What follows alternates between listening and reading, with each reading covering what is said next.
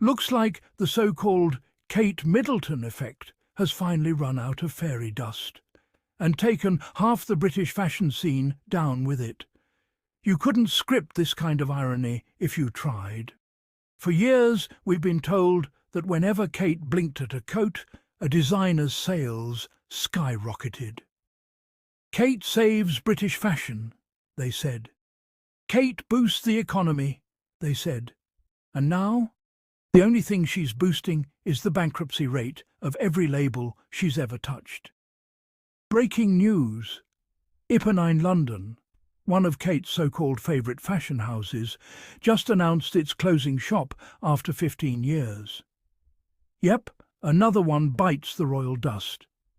And the funniest part?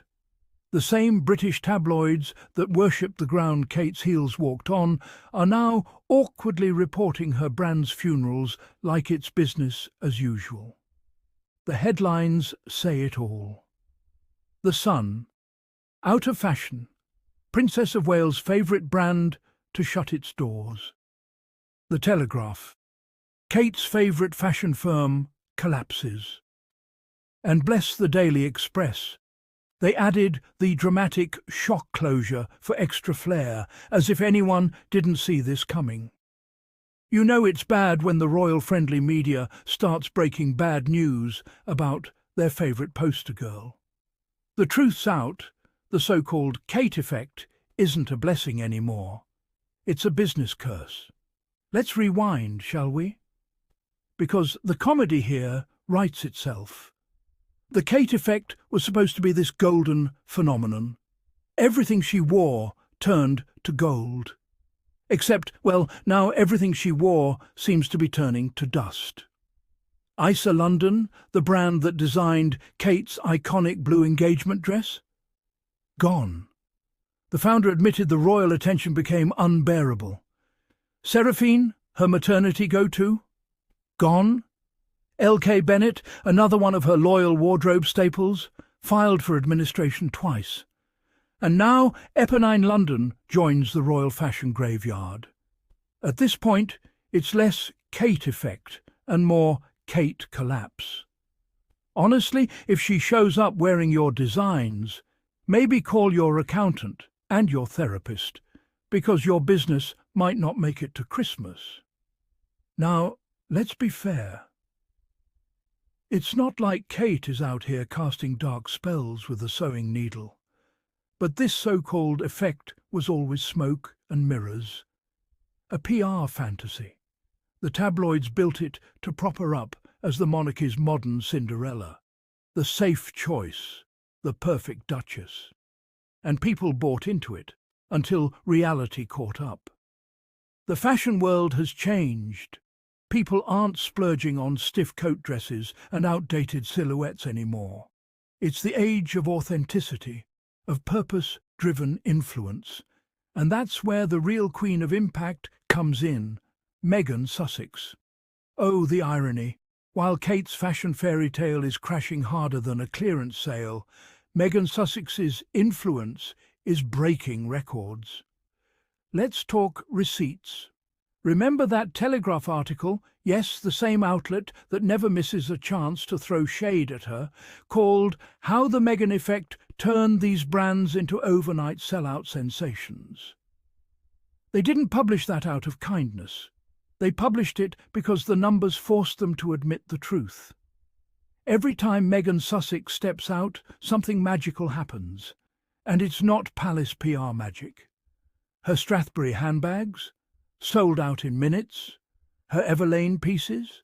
Huge sales spike. J.Crew, Reformation, Misha Nonu, all saw massive boosts thanks to her genuine influence. And don't forget her Smart Set collection for smart works, a fashion line designed to help women re-enter the workforce. It sold out worldwide and actually funded a women's charity. Imagine that, fashion with a purpose. No gimmicks, no fake fairy dust, just real results. Even this year, when Harry attended Project Healthy Minds and Meghan Sussex wore jewellery by a small brand called Guzema, their sales went through the roof overnight. They literally thanked her publicly. That's the Meghan effect. Empowering, not exhausting.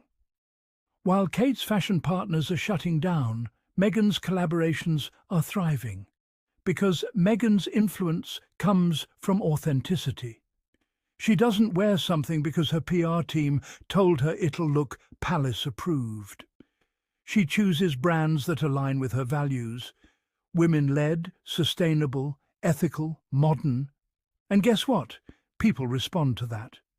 Because in 2025, consumers don't want a royal mannequin. They want meaning. They want purpose. Let's call it what it is. Meghan's brand of influence is organic, heartfelt, and globally inclusive. Kate's, manufactured, outdated, and running on fumes. It's almost poetic. For years, the media pushed this Saint Kate versus evil Meghan nonsense, painting Kate as the golden goose and Meghan as the villain. And now, the golden goose is laying bankruptcy papers. Meanwhile, the villain is building an empire. See, the Kate effect was never really about fashion. It was about illusion, a shiny distraction to convince people that the monarchy still matters in modern culture. As if wearing a nice coat could somehow justify centuries of privilege. But now the illusion is fading. Because if the so-called fashion saviour can't even save her favourite brands, what's left of the myth? And this is where you have to laugh. Because while the tabloids scramble to patch the holes in Kate's PR, they're still pretending Meghan doesn't exist. Oh, really? Then why do you keep writing about her? Why does every Meghan outfit get a detailed 12-paragraph breakdown and send your online traffic soaring? Because you know she's the one people care about. Meghan Sussex doesn't chase trends. She creates them. She doesn't need palace backing, taxpayer-funded wardrobes, or PR spin. Her power is her authenticity, and people feel that. Meanwhile, the media's perfect princess is stuck in 2011 fashion limbo, smiling politely while the economy burns around her brand choices. You almost have to feel bad for the poor stylists. They're working overtime to keep the illusion alive. But here's the thing. Meghan Sussex doesn't need illusion. Her style doesn't just sell, it inspires. When she wears something, people don't just want to look like her, they want to be like her. Confident, compassionate and real. And that's something no PR firm can manufacture. So maybe, just maybe, it's time to retire the Kate effect fairy tale once and for all. Because if your effect leaves a trail of bankrupt businesses, awkward headlines and fading influence, it's not magic. It's marketing gone wrong. Meanwhile, Meghan is in California quietly moving markets, supporting charities, inspiring women and living her truth with Prince Harry, the man who had the courage to walk away from the system that tried to destroy them. And you know what? The world noticed. So while Kate's fashion fairy tale crumbles faster than another LK Bennett store closure, Meghan Sussex continues to shine. Proof that authenticity always outlasts pretense.